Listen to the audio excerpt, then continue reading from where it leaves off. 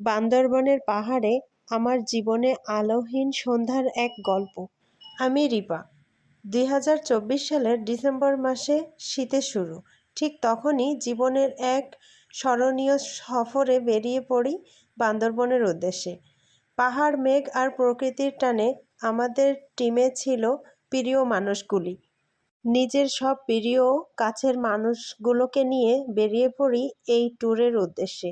ঢাকা থেকে যাত্রা শুরু করি রাতের বাসে। দীর্ঘ পথ পেরিয়ে বান্দরবন শহরে পৌঁছাই সকালবেলায়। আমরা উঠেছিলাম পালকি নামে একটা রেস্ট হাউসে, যা ছিল একেবারে পাহাড়ের উপর, মেঘ ছুঁয়ে যাওয়ার মতো জায়গা।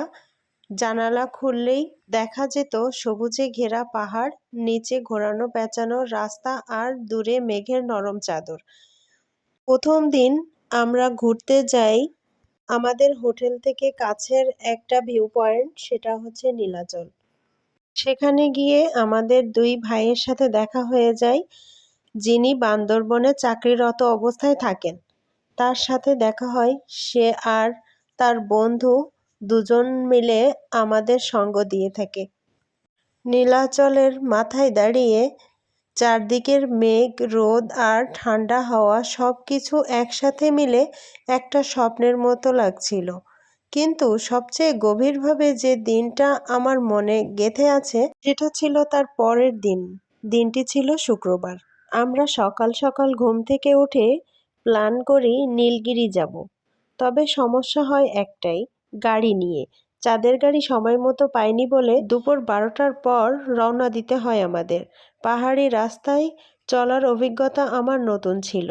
আমি গাড়ির পিছনে দাঁড়িয়ে দূরের দৃশ্য দেখতে থাকি। সবুজ পাহাড়, কুয়াশা, হঠাৎ হঠাৎ পাখির ঝাঁক, বুনো গন্ধ, মনে হচ্ছিল আমি সিনেমার ভেতরে ঢুকে পড়েছি।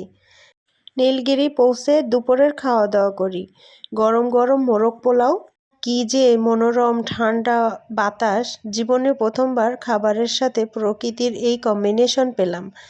সবাই মিলে ছবি তুললাম, হাসাহাসি করলাম, ছোটরা দৌড়াদৌড়ি করলো।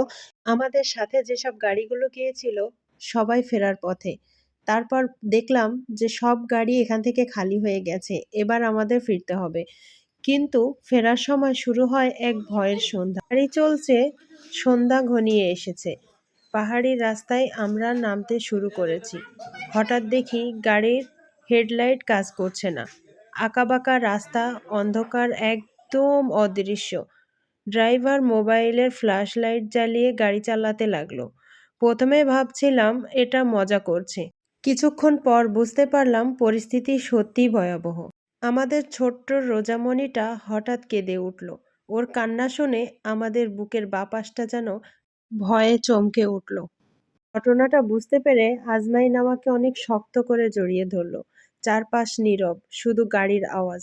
আমরা কেউ কথা বলছিলাম না, মুখে গভীর ভয়ের চিহ্ন। আমরা ওখানে এত বেশি মজা করেছি, এক নিমিষেই যেন আমাদের সেই মজার চেহারাটা উধাও হয়ে গেল। সন্ধ্যার অন্ধকার যত বেশি নেমে আসতেছে, আমাদের হৃদয় স্পন্দন যেন ততই বাড়ছে।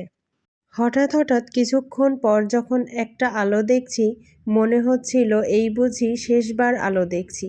আমরা ড্রাইভারকে প্রথমে প্রশ্ন করলাম, বকাবকি করলাম। প্রায় 2 থেকে 3 ঘন্টা আমরা রাস্তায় চলমান, একেবারে লাইট ছাড়া।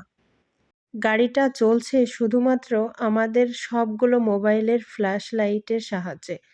এদিকে সারাদিন ছবি তুলে ভিডিও করে আমাদের মোবাইলের ব্যাটারিগুলো লো দেখাচ্ছিল। মোবাইলের আলোতে কি আর গাড়ি চলতে পারে? ঝাঁকুনি, ঢাল, বাঁকা সবকিছু যেন জীবন মৃত্যুর খেলার মতো মনে হচ্ছিল। গাড়ির গতি মাঝে মধ্যে বেড়ে যাচ্ছিল আর ভয় যেন আরো দ্বিগুণ বাড়ছিল। একসময় দূরে কিছু আলো দেখা গেল, দোকানপাট, মানুষের শব্দ। এক কাপ চায়ের গন্ধ যেন আমাদের আবার পৃথিবীতে ফিরিয়ে নিয়ে এলো। মনে হচ্ছিল আমরা বেঁচে ফিরেছি। এই সফর শুধু পাহাড় দেখার ছিল না, ছিল জীবনকে নতুনভাবে উপলব্ধির। এটা ছিল আমাদের জীবনে প্রথমবার পাহাড়ে বেড়াতে যাওয়া। ডিসেম্বরে বান্দরবনে গিয়ে বুঝেছি, প্রকৃতি যেমন সৌন্দর্যের প্রতীক, তেমনি কখনো কখনো আমাদের ভয় পাওয়াতেও পারে। শেখাতে পারে বিশ্বাস আর ধৈর্যের মূল্য। এই আলোহীন সন্ধ্যা আমাকে শিখিয়েছে জীবন সবসময় পরিকল্পনা মাফিক চলে না, কিন্তু বিশ্বাস থাকলে আলোর দেখা একদিন ঠিকই পাওয়া যাবে ইনশাল্লাহ।